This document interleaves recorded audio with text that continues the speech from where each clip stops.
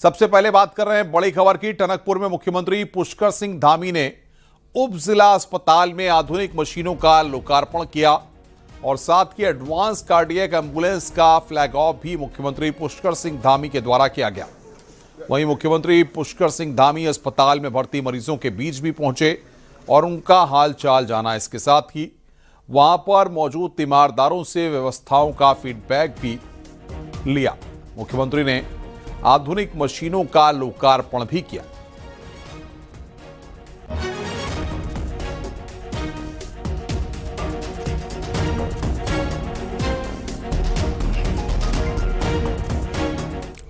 आगे बढ़ते हैं खबर पंतनगर से। पंतनगर में आयोजित 119वें अखिल भारतीय किसान मेला एवं कृषि उद्योग प्रदर्शनी में मुख्यमंत्री पुष्कर सिंह धामी शामिल हुए। इस मौके पर मुख्यमंत्री ने मेले में लगे स्टॉलों का निरीक्षण किया और किसानों से संवाद किया। सीएम धामी ने कहा कि किसानों की आय बढ़ाना राज्य सरकार की प्राथमिकता है और इसके लिए आधुनिक कृषि तकनीक, उन्नत बीज और नवाचारों को बढ़ावा दिया जा रहा है।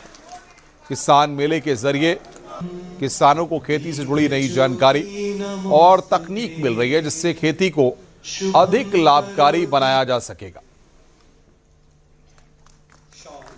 और 2047 का जो आदरणीय प्रधानमंत्री श्री नरेंद्र मोदी जी का विकसित भारत का संकल्प है, उसमें हमारे किसान भाइयों की बहुत बड़ी महत्वपूर्ण भूमिका होने वाली है। आज भारत का किसान बहुत ताकत से अपना काम कर रहा है और किसानों की ताकत से भारत आगे बढ़ रहा है, क्योंकि जब कोई खेत समृद्ध होता है, खेत अच्छा होता है, तो गांव समृद्ध होता है।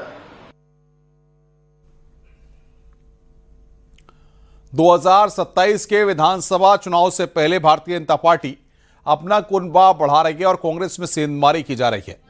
देहरादून में धारचूला कांग्रेस के कई कार्यकर्ताओं ने पार्टी छोड़कर भारतीय जनता पार्टी का दामन थाम लिया। बीजेपी के प्रदेश अध्यक्ष महेंद्र भट्ट ने देहरादून में आज कांग्रेस कार्यकर्ताओं को बीजेपी ज्वाइन करवाई।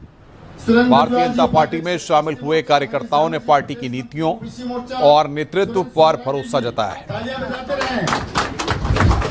महेश सिंह रावत जी,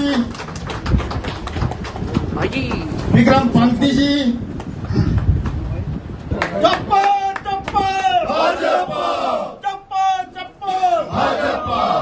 भारतीय जनता पार्टी, महेंद्र रावत जी। ऋषिकेश में आवारा सांडों का आतंक हर तरफ देखा जा रहा है। इन आवारा पशुओं के हमले से लोग डरे हुए हैं। ताजा मामला ऋषिकेश के ग्रामीण क्षेत्र श्यामपुर का है, जहां पर घर के बाहर धूप सेक रही एक बुजुर्ग महिला को आवारा सांड ने पटक दिया। वहीं मौके पर मौजूद पड़ोसियों ने सांड को भगाया। सीसीटीवी में सांड का आतंक कैद हुआ है।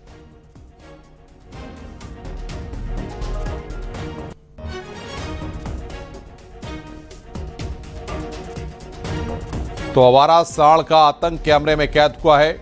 यह तस्वीर इस वक्त आप देख रहे हैं किस तरीके से बुजुर्ग महिला वहां पर खड़ी थी और सांड वहां पर भागते हुए आके किस तरीके से बुजुर्ग महिला पर हमला करता है। 10 सेकंड का कम का यह दृश्य है जो इस वक्त हम आपकी स्क्रीन पर आपको दिखा रहे हैं। महिला को इलाज के लिए अस्पताल में भर्ती कराया गया। एक बार फिर आप देखिए किस तरीके से, ये देखिए महिला वहां से भागती है और उसके बाद सांड पीछे से महिला पर हमला करता है और महिला गंभीर रूप से घायल हो जाती है।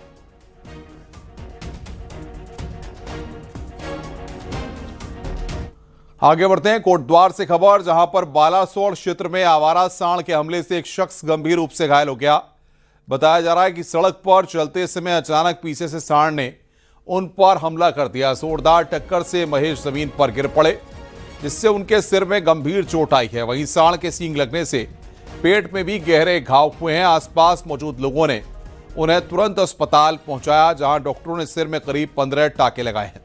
सांड के हमले की पूरी घटना सीसीटीवी में कैद हो गई। घटना के बाद स्थानीय लोगों में नगर निगम को लेकर भारी नाराजगी है। लोगों का कहना है कि आवारा पशुओं की समस्या पर कोई ठोस कार्रवाई नहीं की जा रही।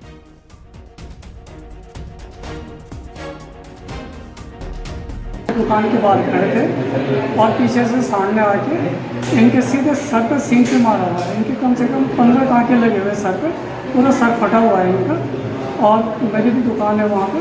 तो मैं अचानक से जैसे देखा मैंने तो मैं भाग के गया, मैंने इन्हें सांड से बचाया और तुरंत इन्हें इमरजेंसी में लेके आया। और इनके 15 टाँके लगे हुए, बड़ी मुश्किल से जान बची हुई है। चक्राता क्षेत्र से रोंगटे खड़े कर देने वाला वीडियो सामने आया। चक्राता मसूरी त्यूणी हाईवे पर बाइक सवार 2 युवकों पर घात लगाए बैठे गुलदार ने अचानक हमला कर दिया। चलती बाइक पर गुलदार की छलांग देखकर बाइक चला रहे युवक ने सूझबूझ दिखाते हुए रफ्तार बढ़ा दी। इससे गुलदार का निशाना चूक गया और दोनों युवक बाल बाल बच गए। ये पूरी खौफनाक घटना पीछे बैठे युवक के मोबाइल कैमरे में कैद हो गई, जो अब सोशल मीडिया पर तेजी से वायरल हो रही है। घटना शुक्रवार की बताई जा रही है।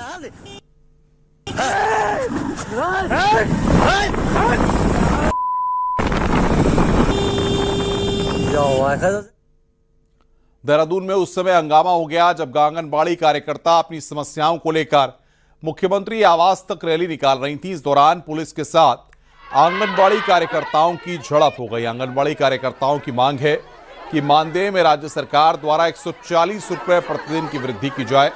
केंद्र सरकार को 150 रुपए प्रतिदिन का प्रस्ताव भेजा जाए। उनकी मांग है कि आंगनबाड़ी कार्यकर्ताओं को बायोमेट्रिक मशीन से न जोड़ा जाए।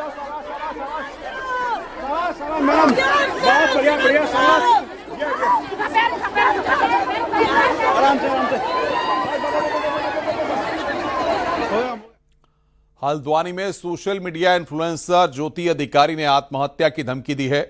आत्महत्या की धमकी देते हुए लाइव वीडियो भी बनाया। पुलिस ने रानीबाग के जंगल से ज्योति अधिकारी को पकड़ा है। ज्योति अधिकारी अपने विवादित कंटेंट को लेकर हमेशा चर्चा में रहती है।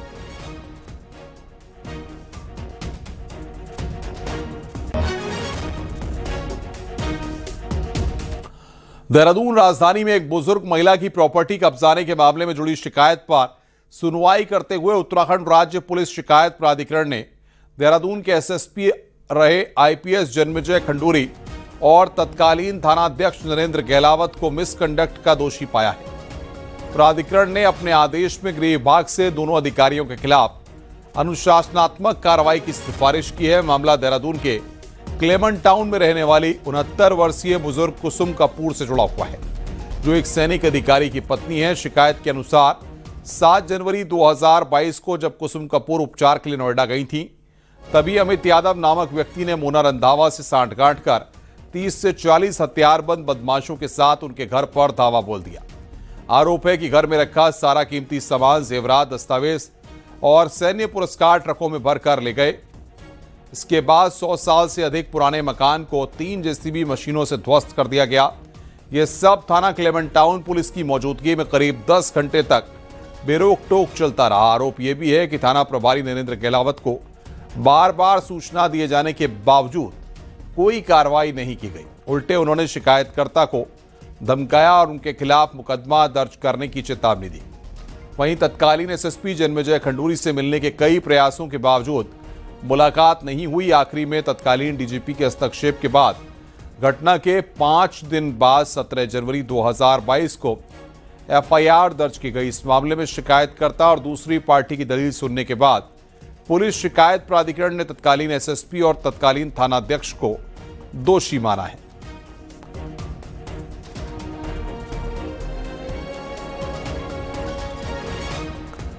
आगे बढ़ते हैं। नैनीताल हाईकोर्ट ने विकासनगर में वन विभाग के एसडीओ से मारपीट मामले में बड़ा आदेश दिया है। हाईकोर्ट ने एसडीओ की गिरफ्तारी पर रोक लगाते हुए संबंधित थाने में तैनात सभी कर्मचारियों का रिकॉर्ड तलब किया है।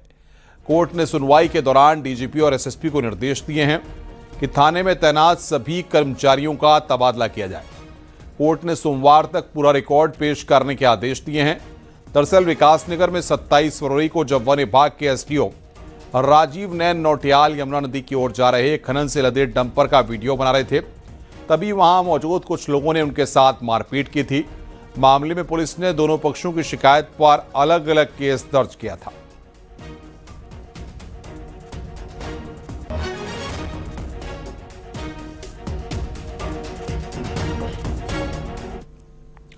हल्द्वानी के मुखानी थाना इलाके में चोरी करने वाले चोर को पुलिस ने गिरफ्तार कर लिया।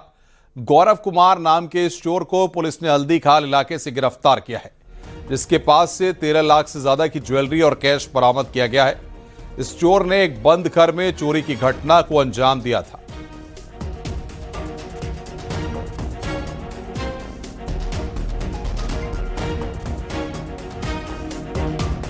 डेढ़ सौ से भी अधिक कैमरा देखने के उपरांत जो है वो मुखानी का बड़ा चोरी का पर्दाफाश हुआ है। इसमें गौरव कुमार करके काठगोदाम का दम्मा डूंगा का निवासी है, वो चोर निकला है और जो है उस चोर का गिरफ्तारी हुआ है और उसकी निशानदेही पे कुल मिला के 6 तोले से भी अधिक 13 लाख से भी अधिक पेश कीमती विभिन्न प्रकार की सोने का ज्वेलरी और जो है कुछ चांदी का सिक्के और जो है एक मोबाइल और कुछ कैश भी बरामद हुआ है। टीम को बहुत बहुत बधाई। हरिद्वार में ऑपरेशन कालनेमी के तहत ढोंगी बाबाओं पर पुलिस की कार्रवाई लगातार जारी है। शुक्रवार को पुलिस ने अर्की पेड़ी, रोड़ी, बेलवाला और अन्य इलाकों से 16 ढोंगी बाबाओं को गिरफ्तार किया, जिनके खिलाफ ऑपरेशन कालनेमी के तहत कार्रवाई की गई है। ये सभी ढोंगी बाबा संत का भेष बनाकर लोगों से ठगी में लगे हुए थे। पुलिस ने बृहस्पतिवार को 27 ढोंगी बाबाओं को पकड़ा था।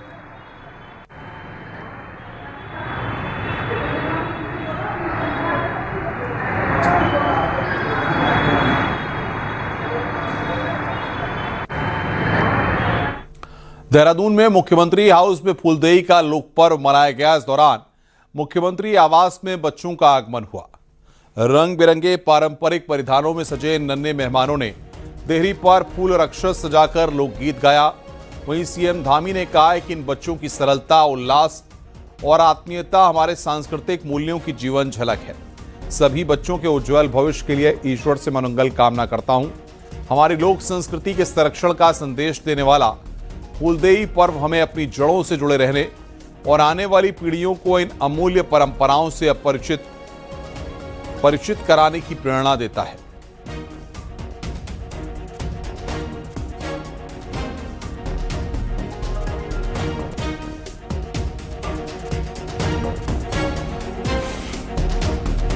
चमोली के पोखरी ब्लॉक के सरना में उस वक्त उत्सव जैसा माहौल हो गया जब भारतीय सेना में लेफ्टिनेंट बनकर साहिल रावत पहली बार अपने पैतृक गांव पहुंचे। ऑफिसर ट्रेनिंग एकेडमी चेन्नई से पास आउट होकर सेना में कमीशन प्राप्त करने वाले साहिल का ग्रामीणों ने ढोल, नगाड़ों और गाजे बाजे के साथ भव्य स्वागत किया।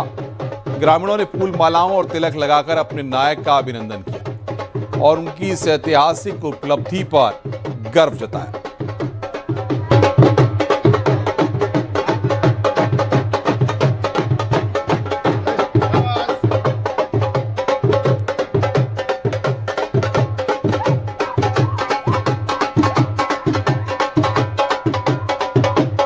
साहिल रावत सेना के लेफ्टिनेंट बने। उसके बाद जब वो अपने गांव पहुंचे तो उसके बाद साहिल की सफलता से गांव वाले काफी उत्साहित दिखे, गौरवान्वित दिखाई दिए। साहिल रावत के स्वागत में वहां पर किस तरीके से गांव पूरा उमड़ा हुआ था कि आप यहां पर देख सकते हैं। महिलाएं वहां पर फूल मालाओं से साहिल का भव्य स्वागत वहां पर किया गया। वो तस्वीर हम आपको दिखा रहे हैं।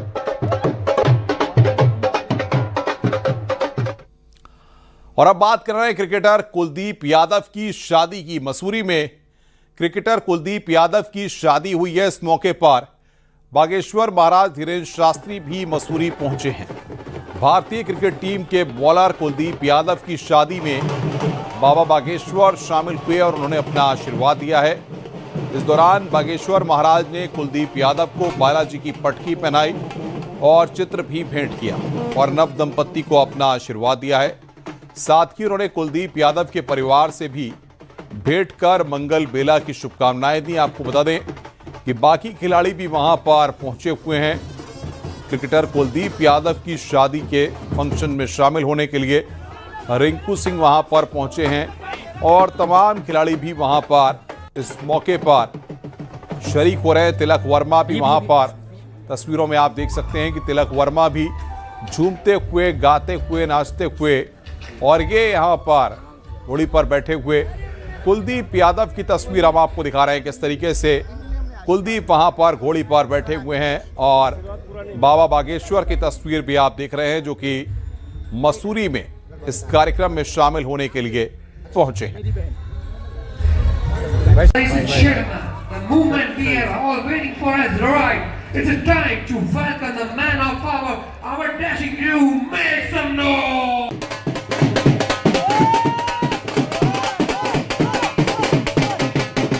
जो राम को लाए हम उनको लाएंगे। पौड़ी के हाई एल्टीट्यूड रांसी स्टेडियम में अभ्यास करने वाले उत्तराखंड के 2 युवा खिलाड़ियों ने राष्ट्रीय स्तर पर आयोजित 100 किलोमीटर अल्ट्रा मैराथन प्रतियोगिता में मीनाक्षी नेगी और दिगंबर सिंह ने शानदार प्रदर्शन किया है। दोनों खिलाड़ियों का चयन वर्ल्ड चैंपियनशिप के लिए भी हो गया है, जो स्पेन में आयोजित होगी। खिलाड़ियों की सफलता से पूरे पौड़ी में खुशी की लहर है।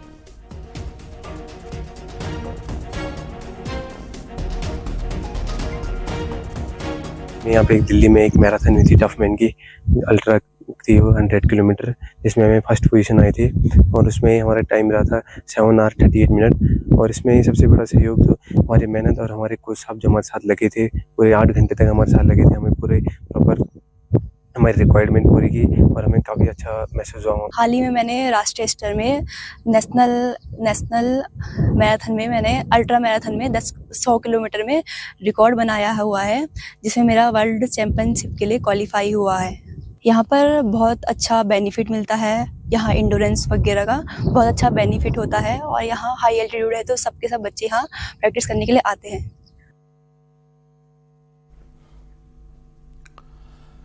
यूपीएससी एग्जाम में 66वीं रैंक हासिल करने वाली देहरादून की मीनल नेगी का ग्राफिक किरा के चेयरमैन कमल घनसाला ने सम्मान किया। इस दौरान मीनल की माता गीता नेगी का भी सम्मान किया गया। ग्राफिक किरा की पूर्व छात्रा मीनल ने शनिवार को यूनिवर्सिटी में आयोजित अभिनंदन समारोह में अपने अनुभव साझा किए। उन्होंने कहा कि ये यात्रा केवल लक्ष्य हासिल करने की नहीं बल्कि खुद को बेहतर बनाने की प्रक्रिया भी है। मीनल ने विश्वविद्यालय में पढ़ाई के दौरान मंच संचालन से मिले आत्मविश्वास का भी जिक्र किया। वहीं ग्राफिक किरा के चेयरमैन कमल घनसाला ने कहा कि मीनल की सफलता से उत्तराखंड को गौरव मिला है।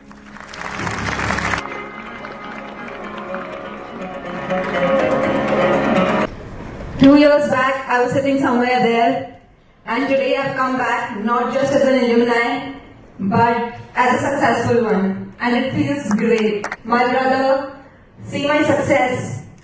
I think there cannot be a greater feeling. But finally, I think when God gives you, He gives you much more than what you dream for.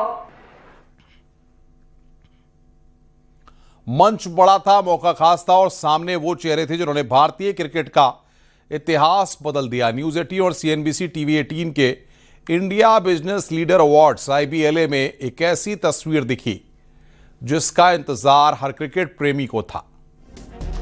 ICC chairman Jay Shah, team India के T20 कप्तान सूर्य कुमार यादव और coach Gautam गंभीर एक साथ CNBC TV 18 के मंच पर मौजूद रहे। T20 वर्ल्ड कप में टीम इंडिया के चैंपियन बनने के बाद तीनों दिग्गज पहली बार किसी समारोह में मौजूद दिखे। CNBC TV 18 के IBLA अवार्ड में जय शाह, सूर्य कुमार यादव और गौतम गंभीर का विशेष सम्मान किया गया। Please welcome Surya Kumar Yadav with a huge round of applause. Unflappable.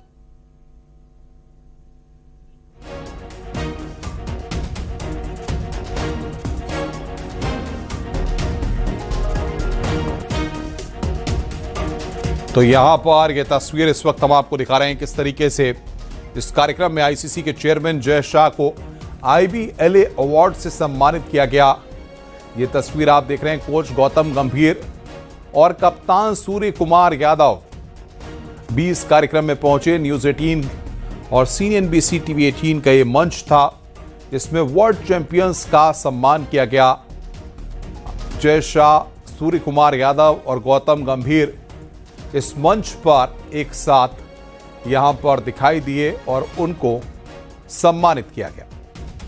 2019 जब मैंने BCCI ज्वाइन किया और 2019 से 2026 ये 7 साल में टीम इंडिया ने 2 under-19 mains world cup, 2 under-19 women's world cup, 2 बार रनर्स अप WTC फाइनल में, 1 बार रनर्स अप ODI में, 2 बार कंसेक्यूटिव T20 में चैंपियनशिप और 2025 में चैंपियंस ट्रॉफी। ये बहुत बड़ी चीज़ है, आप सबको बहुत बहुत बधाई उसके लिए।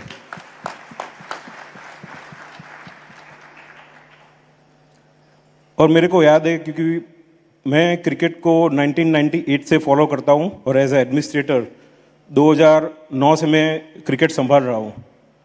जैसे एक टाइम पे ऑस्ट्रेलिया का टाइम था कि ऑस्ट्रेलिया मतलब जीत, ऐसे टीम इंडिया मतलब जीत, ऐसा आज हो गया है। Thank Jai Bhai for trusting me with this job. Obviously staying by me during my lows as well. I've seen a lot of lows during my tenure as well. So thank you for trusting me with this job. And last but not the least, I want to thank everyone in that dressing room who made me a successful coach. Obviously, we were very, very happy as we got to know that this event is going to be in India. We were very happy, at the same time nervous as well. If there's no pressure, we are not nervous, there won't be any fun in playing this sport. But as soon as we got to know that it's going to happen in India, everyone was excited, dressing room was happy. Yes, there was pressure, but then I think the dressing room was very, very happy that we're going to play in India.